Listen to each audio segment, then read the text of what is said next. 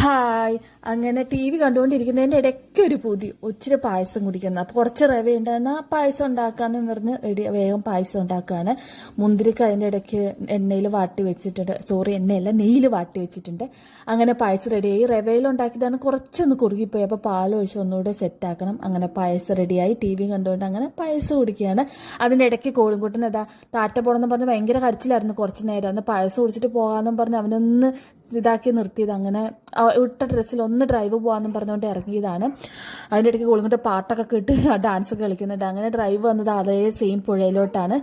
കുറച്ച് നല്ല കാറ്റൊക്കെ കൊണ്ടിരിക്കാമെന്നും പറഞ്ഞ് അങ്ങനെ വന്നതാണ്. കുറേ പേര് ആ പുഴയുടെ അങ്ങോട്ട് കുറച്ച് ആ സൈഡിൽ കൂടെ അങ്ങോട്ടൊക്കെ വണ്ടി ഓടിച്ച് പോകുന്നുണ്ട് കേട്ടോ. പുഴയിൽ ഇറക്കുന്നുണ്ട് ചിലർ. അങ്ങനെ കോളിങ്ങോട്ട് ഉറക്കം വരുന്നു. അവിടെ എത്തിയപ്പോഴത്തേനൊന്നും ഉറങ്ങിപ്പോയി പുള്ളി.